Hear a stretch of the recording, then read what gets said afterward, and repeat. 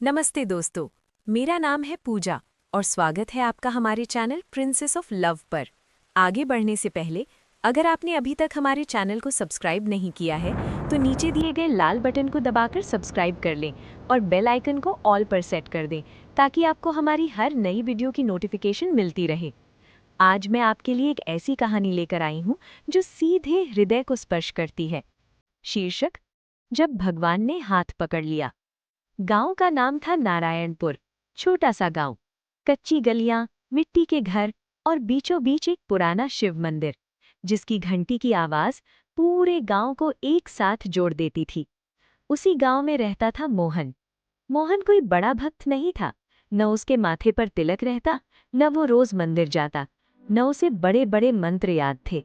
वो बस एक साधारण इंसान था, गरीब, मेहनती और हालात से हारा हुआ। मोहन की उम्र करीब 30 साल थी। पिता बचपन में ही चल बसे थे। माँ अक्सर बीमार रहती थी। पत्नी सीता और एक छोटा सा बेटा राम। खेती ही उसका सहारा थी, लेकिन पिछले 3 साल से सूखा, कर्ज और बीमारी सब एक साथ आ गए थे। एक दिन बैंक से नोटिस आया, कर्ज चुकाओ वरना जमीन नीलाम होगी। मोहन की आंखों के आगे अंधेरा छा गया। उस रात वो देर तक जागता रहा।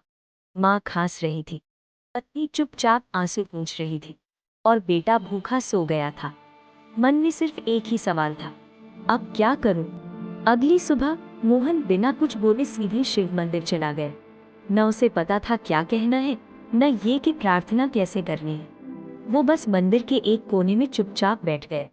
घंटी बजी, आरती हुई, लोग आए, लोग गए, लेकिन मोहन वहीं बैठा रहे। आखिरकार उसने उसे देख पाए। उसने पहली बार भगवान से कुछ मांगा, हे भोलेनाथ, मैंने कभी कुछ नहीं मांगा। आज अगर तूने मेरा हाथ छोड़ दिया तो मेरा परिवार टूट जाएगा। अगर तू है तो आज मुझे सहारा दे। कोई आवाज नहीं आई, कोई चमत्कार नहीं हुआ, लेकिन उसके मन में एक अजीब सी शांति निकल गई। उस दिन के बाद मोहन रोज मंदिर जाने लगा। न किसी ने कहा, न किसी ने सिखाया।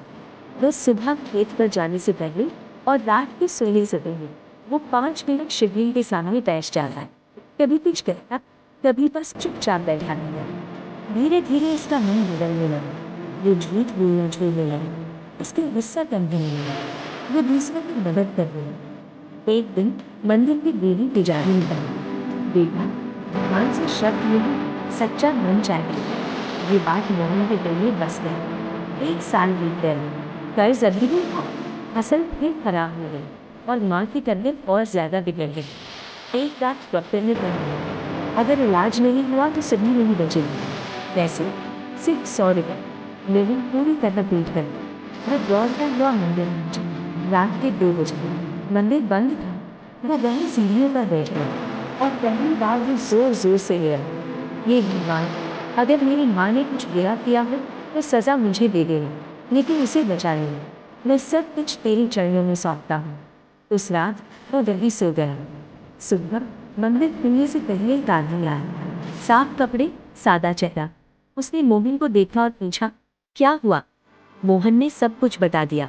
आदमी ने चुपचाप अपनी जेब से पैसे निकाले और मोहन के हाथ में रख दिए। इलाज करा ले, बाकी भगवान देखेगा। मोहन ने पूछा, आप कौन है? वो मुस्कुराया, बस एक राहगीर। जब मोहन ने पीछे मुड़कर देखा, वो आदमी भीड़ में कहीं खो चुका था। माँ बच गई। कुछ महीनों बाद सरकार की एक योजना आई, कर्ज माफ हुआ, सिंचाई का पानी पहुंचा और पहली बार फसल लहलहाई। मोहन सबसे पहले मंदिर पहुंचा और बोला, हे प्रभु, तूने मेरा हाथ सबसे अंधेरे समय में पकड़ा, अब मेरा जीवन तेरा है। उस दिन के बाद मोहन कोई बड़ा आदमी नहीं बना, लेकिन एक अच्छा इंसान जरूर बन गया। मोहन आज भी कहता है, भक्ति का मतलब चमत्कार नहीं होता, भक्ति का मतलब भरोसा होता है। जब सब साथ छोड़ दें और फिर भी दिल कहे, मेरा भगवान मेरे साथ है, वही सच्ची भक्ति है। कहानी का संदेश, भगवान शब्दों से नहीं, भाव से मिलते हैं। सच्ची भक्ति दिखावे में नहीं, जीवन के बदलाव में होती है। और जब इंसान टूटता है, तभी ईश्वर का हाथ सबसे पास होता है। तो दोस्तों, अगर आपको ये कहानी पसंद आई हो तो चैनल को लाइक, शेयर और सब्सक्राइब जरूर करें। राधे कृष्णा।